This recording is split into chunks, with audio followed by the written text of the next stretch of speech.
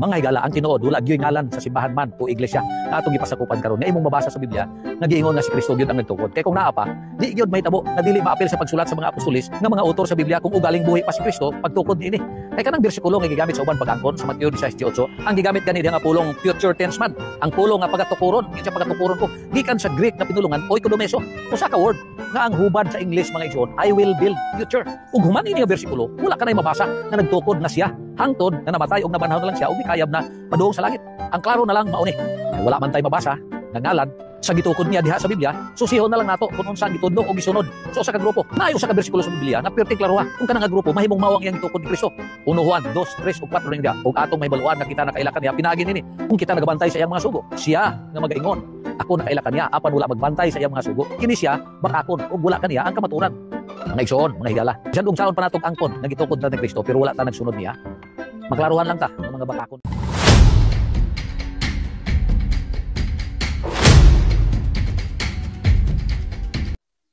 Lisod yung pamatud-an ng St. Matthew chapter 16 verse 18 kung igo lang kamo angkon ug wala kay koneksyon ni anang maong gitawag og sitasa. Tinuod na nga wala nganli sa tuang Ginoong Jesucristo ang iyang iglesia. Ngano man kay kabalo man gud siya nga sa umaabot nga panahon daghan ang mga mini nga mga magtutudlo magbitbit sa iyahang gitawag og ngalan o gani daghan pa gani ang malimbungan tungod ni anang maong gitawag og mga punduka, di ba? Kung basahon nato ang St. Matthew chapter 24 verse 4 to 5 and 24. Pero wala mo hundong ang kamatuoran nga tungod kay wa niya nganli di na pwedeng mapamatud-an. Abaton ning palusot aning atong higala nga gitawag og pastoy, dito na daw sila moadto sa gitawag og mga doktrina tama man na. Pero ang problema lang tungod kay dili nato hibaw-an kung tama ba ang iyang interpretation o di na to mapiho ang kamatuoran sa interpretation nga naman tungod kay kaya nga to tan-aw ng origin ni anang maong gitawag simbahan na kaya ang simbahan gitukod ni Ginoong Jesucristo gipadadaan ang Espiritu Santo kay para maka-interpret og tama, makapasabot og tama ug makatudlo og tama. So kung mayingon sila nga diha lang ta magbase sa gitawag og mga teachings, bakit anato ba nga kana bitong palusot na lang kung baga kay para dili mahibaw-an ang ilahang gitawag og kasaysayan nga naghatag og pahimug-at nga kanang maong ilang pundok ilang gipasukupan dili iya sa tuang Ginoong Jesucristo. So, ang St. Matthew chapter 16 verse 18 tama nga wa nganli ug atuan ang baruganan nga wala ginganlan sa tuang Ginoong Jesucristo ang iyang iglesia. Ug mituot ana nga wa niya nganli. Ano man kung nganlan mo gud niya again daghan unya ang tawag ining muangkon kumbaga. So, pero again, wa nagpasabot nga diha muungot ang kamatuoran. Tungod kay ang pulong sa tuang Ginoong Jesucristo, klaro biya. Tungod niya, et porte inferinon prevalibunt adversus iam. Bisag ang ganghaan sa impyerno, dili gayud makabuntog niini. Subot ipasabot, sa pamulong sa tuang Ginoong Jesucristo, tama nga atong sabton na kining maong iglesiyaha, nga iyang gitukod, wa gyud ni mamatay. From the 1st century AD until now. Wa gyud ni mahanaw ning maong iglesia from the 1st century AD until now. Buti pasabot existido kining maong iglesia. Og dili malilong og dili malimod nga ang atong Ginoong Jesucristo kamatuoran. Wala siya magtudlo og kabakakan.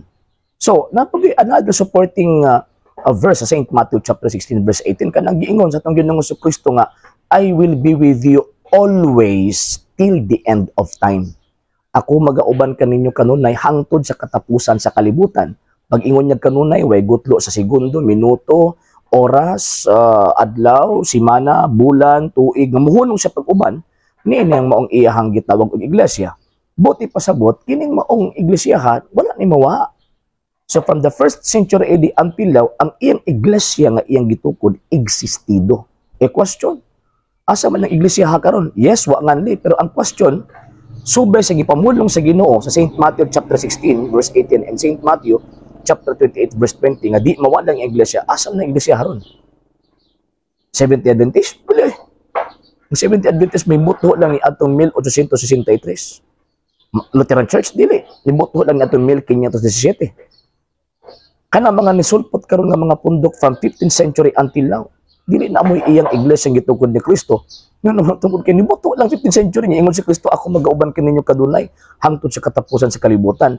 Mao nang importante ta magbasa og kasaysayan. Yang kasaysayan nagsulti muuyon mong sa dili nga ang simbahang Katoliko gitukod sa tuang Ginoong Jesucristo. Wala ilain. Number 2, ingon pa niya, katong tinuod kanang musubay gyud sa gitudlo sa bala ang kasulatan, magsubay bitaw sa gitawag og sugo.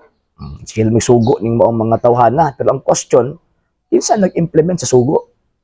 Dili pwede nga na ay sugo pero walay implementer sa sugo. Dili pwede na. Dili mamahimong mubarog ang gitawag og sugo kung walay interpreter ug mag-implement ni anang maong gitawag og sugua. Kinsa may implementer anang sugo nga giingon na St. John? Nga tumanon ang iyang gitawag og mga sugo. Kinsa may implement ana? Seventh-day Adventist. Bakakon. Ngano man kay ang gisulti na St. John nga tumanon ang mga sugo para na dito sa mga tao nga sakop sa iglesia gitugod ni Kristo ug kanang iglesia wa mawa from the 1st century AD until now. Subuti pasabot kanang iglesia nga gisultian ni San Juan mao na ang implementor ug gitawag og interpreter sa balaod nga giingon niya tumana ang gitawag og mga sugo. Dili ang Seventh-day Adventist nga naman kay ang Seventh-day Adventist manggod gitukod og mga Amerikano, kapila na nako ni gibalik-balik.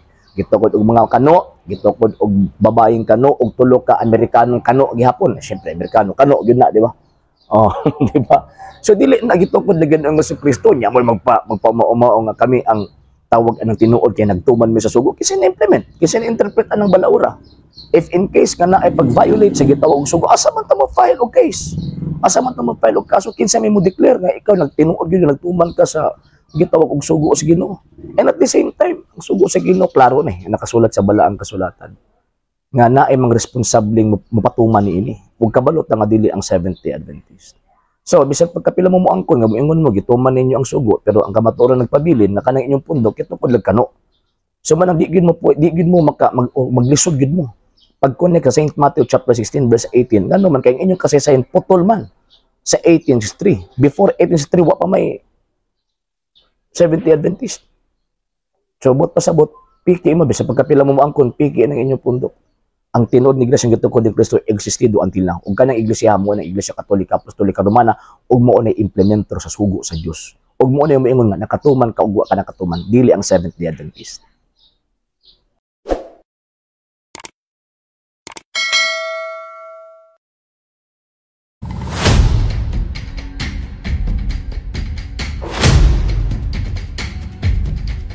Dunay dili mo minus pito ka mga kalainan kung atong itandi ang ipapahulay nga adlong Sabado ug ang ipapahulay nga adlong Domingo. Una, ang adlong Sabado hinimo og sugo sa Ginoo. Ang adlong nga Domingo hinimo og pagbuot sa tao. Ikaduha, ang pagbalaan sa Sabado nagsugod sa Garden sa Eden hangtod sa kanturan ug ang Domingo nagsugod niadtong Marso City 321 anyo Domini pinaagi kang Konstantino. Ikatulo, ang adlaw nga ikapito gibalaan, gipanalanginan ug gipahulayan sa Dios. Ang unang adlaw nga Domingo wala gibalaan, wala panalangini ug wala pahulayi sa Dios. Ikaupat, ang adlaw nga Sabado alang sa tanan tawo sa tibuok panahon, sa tibuok universo, samtang ang adlaw Domingo alang lamang sa mga Kristiyano. Ikalima, ang adlaw nga Sabado timaan sa Dios sa iyang mga katawhan. Ang adlaw nga Domingo timaan sa katungod sa dakong simbahan. Ikaunom, ang pagkabalaan sa adlaw Sabado 24 oras ug ang pagsimba sa adlaw Domingo duha lang ka mga oras. Ang ikapito si Kristo agalon sa adlaw Sabado ug ang agalon sa adlaw Domingo ang dakong simbahan ray nahibalo. Marcos kapitulo 7 bersikulo 7. Kawang lamang ang ilang pagsimba kanako kay ang mga sugo nga hinimo lamang sa tao ilang gitudlo nga balaod kuno sa Dios.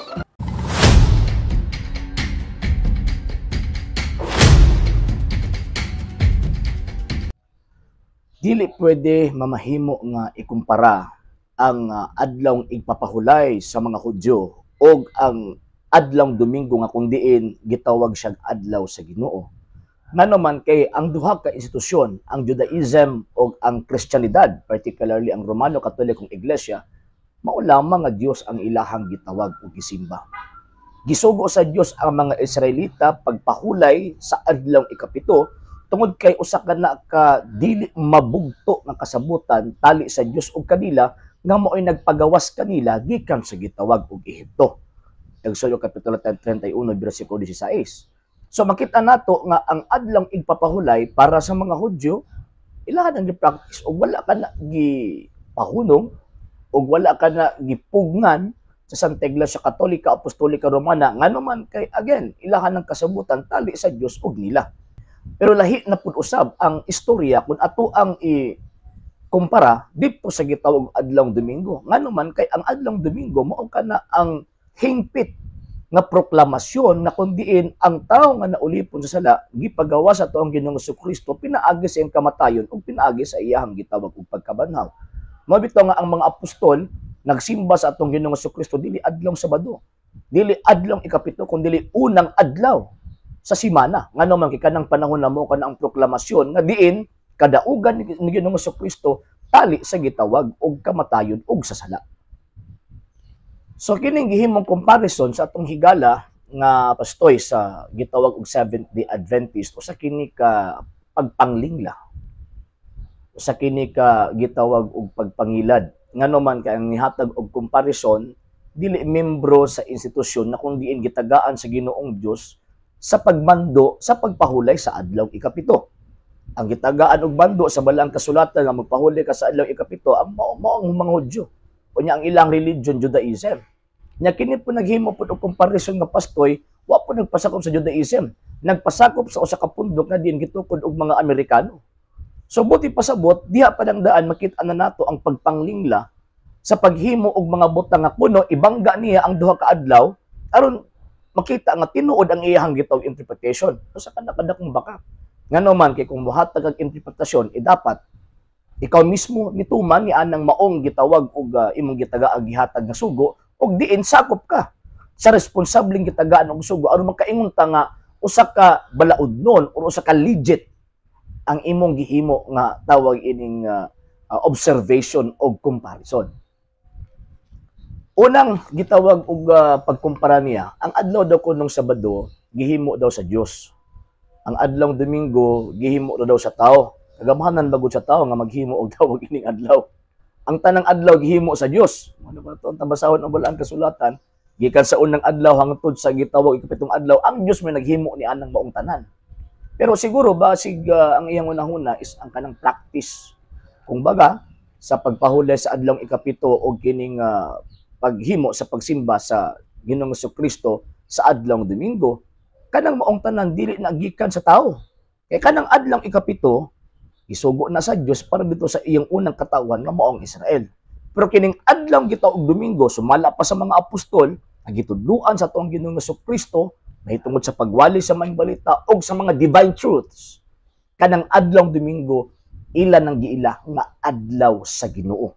Kung adlaw na sa Ginoo di na pwede inon nimo nga ang tawo may gahimo ana.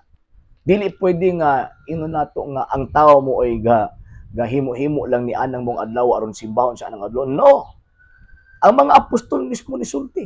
Unya sumala pa sa balaang kasulatan imong panigadtong Jesucristo. San Lucas Kapitulo 10 verso 16 ang namati ninyo, namati nako o namati sa nagpadala kanako. Ang nagsalikway ka ninyo, nagsalikway ka nako o nagsalikway sa nagpadala kanako. Ang problema nga tawag ini nga dapat natong ikumpara kanang adlong igpapahulay sa mga Hudyo o kanang adlong igpapahulay giila sa mga membro sa pundo ang gitukod og mga Amerikano. Ngano man kay ang adlong igpapahulay sa mga Hudyo, pari ang mangulo. Sa ila, pastoy ang nangulo. Ang adlong igpapahulay nga naa sa balaang kasulatan, naa ay sakripisyo. Sa ila, bisag usa ka tukmo, wa gigihalan. O niya, ang adlong igpapahulay nga naa sa gitawag og balaang kasulatan, na ay altar. Sa ila, pudyo mo ay naa. Diha pa lang daan, diferensyado na. So dapat ka na ang i-compare. Ngano man kay usa ka na kapamaagi nga murag gahimo sila og practices nga kuno ilang gipahaom sa Biblia apan ang tinuod dili nakahaom sa Biblia og hinuon ilang gisupak ang nakasulat sa balaang kasulatan. So sa mga Hudyo, Sabado, sa mga Katolikong Kristiyano, adlaw Domingo. Ang mga Hudyo mo ay unang katawhan sa Dios. Sa Daang Testamento, ang Romano Katolikong Iglesia mao ang hingpit ng katawan sa Dios nga diin si Kristo mismo ang pundador, si Kristo mismo ang gitawag og magtutukod niini. Ikaduha nga punto, ingon pa niya nga ang adlaw kuno nga igpapahulay gibalaan daw kuno. Nya pagkahuman ang Domingo wala daw kuno gibalaan. So pagkadili pagbalaan ang adlaw Domingo nga adlaw na ganin sa Ginoo. Nya remember ang Ginoo ang source sa gitawag og pagkabalaan. Ang adlaw igpapahulay gibalaan sa Ginoo paghatag ng pahimugat nga kining maong iyang unang katawhan dapat magahin og adlaw og ilang ikonsagra ang ilang adlaw sa pagsimba sa Ginoong Dios. Yan nasa na implementation sa ilang pagsimba, paghalad sa sakripisyo and at the same time ayun tawag ini nga gipanguluhan sa pari. Dili lang entertainment ang tawag inang himuon, gitara-gitara, kanta-kanta, pagka pulpito mo inaan niya, gipanguluhan og pastoy, dili. Di na mao. Kanang mga sabadista nga nagpaila karon nga Sabbath keeper kuno nga niya, pagka magipangtukod og mga Amerikano, mga fake na sila.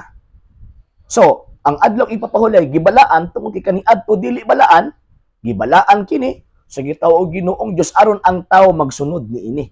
Kisab na mga tawhan ng unang gisugo sa Ginoong Dios, katong tawag anang Israelita. Mo na nga ang adlaw ipapahulay exclusive na dito sa mga Israelita o sa mga nagtuo subay sa pagtuo sa relihiyong gitawag og Judaismo. Pero ang adlaw sa Ginoo mao kana ang adlaw nga kung diin gisimba sa mga magtutuo ni Kristo ang atong Ginoong Hesukristo. Ngano man kay sa pagtuong Kristiyano, ang atong Ginoong Hesukristo mao man ang sentro sa kaluwasan. Ug siya mismo ang ato ang gitawag og manluluwas. Munang anang adlaw, gisimba ang atong Ginoong Hesukristo tungod kay kita magtutuo sa ato ang Ginoong Hesukristo. Kay nang 70 Adventist mga fake man gud na sila. Munang kung sa kuan pa ba kanang kung yes or no pa naa sila sa or. Pagtuong Hudyo ilagay gunitan pero nagdalag sa mga Kristiyano, so piki. Diba piki? Ingon pa niya nga kini daw ang tawag anang adlaw ipahulay alang daw kuno sa gitawag og tanang tao. Actually wala kay mabasa sa Biblia nga alang sa tanang tao. Gibuhat alang sa tao, pero wag gyud ingon nga gibuhat alang sa tanang tao. Kanang giingon nga gibuhat alang sa tao, refer na didto sa gitawag og mga tao nga diin nagtuman og subject ni anang maong gitawag og balaura. And syempre before Christ, nagtuo man gyud sila nga sila ra gyud ang katawhan sa Dios. Man gusto nila ang ilahang practice, ang Jewish practice nila ilang ipatuman sa tao. Mo kung atong tan-awon ang Old Testament, ingon sila kini alang sa mga tawag ini mga nagtuo sa Ginoong Dios. Mao man na. Pero sa dihang natao ang atong Ginoong Hesukristo naputol ni. Ngano man kay mismo ang unang mga sabadista wa mo dawat sa ato ang Ginoong Hesukristo. Gisalikway nila o gipatay nila ang atong Ginoong Hesukristo. So, kanang giingon nga adlaw ipapahulay alang na sa tanang tao nga kung diin subject ni anang balaura kinsa man na mga Hudyo. Pero ang Kristyanismo kanang adlaw Domingo para na sa mga nagtuo kang Ginoong Hesukristo.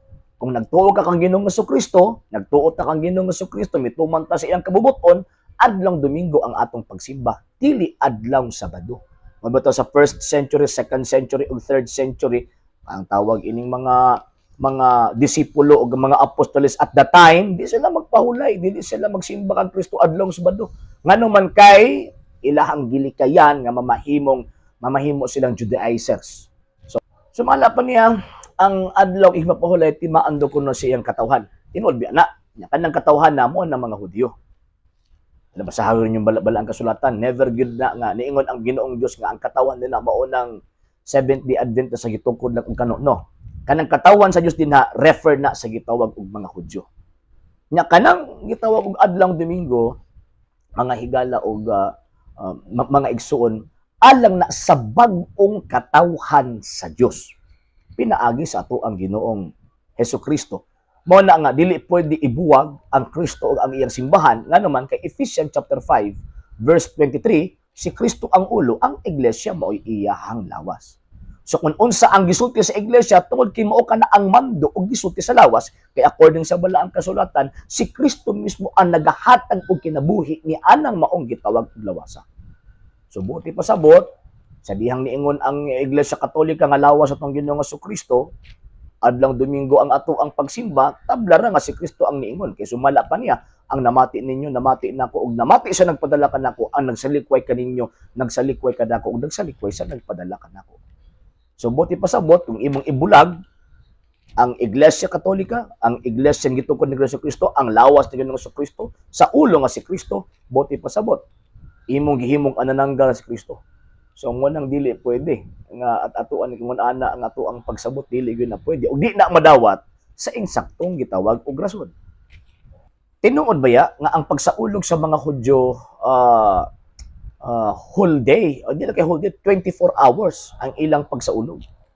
So para sa mga Hudyo magsaulog sila o naa sila gitawag og introductory rite pagsulod sa kanang pag-sunset sa adlaw Biyernes. Maghimo sa lag introductory rite. Unya uban sa ilahang gitawag og mga anak din pagkaugma moadto sila og sinagoga aron maghimo sa pag-celebrate sa adlaw igpapahulay. Mao ang mga Hudyo niya. Again headed by the priest. And at the same time, naa sila sacrifice. Kaya mo nagigiingon sa balaang kasulatan. Pero kining Seventh-day Adventist nga gitupod og mga Amerikano, gipanguluhag pastoy nga half day. You know, dili na mao. Dili na mao. Pero ngano sa Katoliko, 1 hour lang man, ngano man kay ang paghimo sakripisyo dili tibok adlaw. Dili paghimo sa gitawag og kining maghimo og kanang pag-offer sa dili madugo ang sakripisyo nga mao ang pag-offer sa lawas og dugo sa Ginoo, dili tibok adlaw nga usa lang ang maghimo. Kung dili himuon siya per hour, taga oras kay sumala pa na Ginoong Jesucristo iyahang tawag ining panag-ingna sa gisulti niya sa iyang mga apostol nga dili ba kamo makagahin og bisag usa lamang katakna sa pag-uban kanako. So diha nagbase. Pero ang simbahang Katolika tungod kay naa siya mga pari, for that one whole Sunday, himuon na ang tawag ining tibuok nga pagsimba. Pero kay tungod daghan man kayo, dili man ta pareha sa Seventh-day Adventist nga magulang lang spudyot ng tawag anang ilahang gitawag og pundok. Muna nga sa isa ka adlaw half day ra sila. Ang sa to kay whole day pero per gitawag og oras. At the same time gitawag ta simbang Katolika nga ato na i-consecrate ng adlaw para sa Ginoong Dios mo na maghimo tag mga spiritual and corporal works of mercy at that time. Ngano man tungod kay atong gi-consecrate itong kaugalingon anang adlaw sa pagsilbi ngadto sa Dios. Ingon pa niya nga ang tawag ining adlaw iba pahulay daw kuno gikan pa daw naman sa Eden. Siyempre kay may presentation sa mga Hudyo. Di ba? Mao may ilahang tawag anang understanding sa divine revelation. Normal nga ilang ibutang adlaw igpapahulay pero walay tao nga nakakita sa Dios nga anang adlaw ni pahulay siya. Pero tungod kay reveal na sa Ginoo subay sa pangunahon na kultura ug kostumbre sa tao mo nang ilahang nasulat sa balaang gitawag og kasulatan. Pero again sa mga Hudyo na. Number 2, ingon sila nga ingon itong amigo nga pastor sa Seventh-day Adventist nga ang adlaw Domingo daw kuno nagsugod daw sa March 7, 321 AD. Sa panahon daw kuno Constantino, mali. Ngano man kay kanang gitawag og panahon na March 7, 321 o kanang Edict of Milan 313 pag-legalize lamang kana sa practice sa mga Kristiyanos nga illegal kani adto before Constantine. Onya ang mga apostolic fathers kanang mga disipulos sa mga apostol after namatay ang mga apostol daghang mga sinulat nga sa 1st, 2nd ug 3rd century adlaw Domingo ang ilang pagsimba. So before 321 ang mga Kristiyanos at that time nagsimba na kang Kristo adlaw Domingo, dili adlaw Sabado. Wala di na to ilaron ang tao. Again ang yawo ara ang gitawag og manginginan.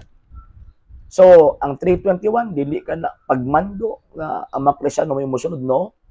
It was only a legalization sa adlaw nga kung diin illegal kani adto o gipangdakop o gipangluto sila kung magpahulay sila ni anang maong gitawag og adlaw. Lastly, ingon pa nila nga atong Ginoong Jesucristo mao ang Ginoo sa adlaw igpapahulay. Tinuod man na. Ngano man kay ang Ginoong Jesucristo dili siya subject sa adlaw igpapahulay. Unya kanang adlaw igpapahulay nga siya ang Ginoo, refer kana sa adlaw igpapahulay nga gihatag sa Dios didto sa mga Israelita. Mo bitaw iyang gi-correct, di ba? Mo bitaw iyang gisaway ang mga Pariseo kung basahon nato ang San Marcos kapitulo 2. Iyang gisaway ang mga Pariseo. Ano man tungod kay ang tamang implementation sa gitawag og adlaw ipapahulay dapat importante ang kinabuhi sa tawo. Naniingon siya, ako ang Ginoo sa adlaw igpapahulay. So tanang mipahulay sa adlaw ikapito katong Judaism dapat mosimba sa tuang Ginoong Jesucristo. Ang adlaw Domingo dili lang kay gitawag og ang Ginoo mo oy Ginooan ng adlaw kung dili kanang adlaw adlaw gyud na sa Ginoo. So buti pasabot siya ang hari ni anang maong gitawag og adlaw. So ang tanan magsimba og mutan-aw kaniya ang mga Hudyo kaniadto nga nagpahulay sa adlaw ikapito diin iyang gisawi mo to magsimba niya. Muna nga ang mga Kristiyano, ang mga Hudyo ang Kristiyano kaniadto until now nga mga Kristiyano magtotoo nabunyagan sa ngalan sa tuang Ginoong Jesucristo Nasimba kang Kristo anang adlaw ano man kay pagpadayag ka na nga subject ta. Subject me, subject ang mga magtutuang Kristo kang Ginoong Hesukristo. Pero ini mga 70 Adventist manggod is piki manggod na sila.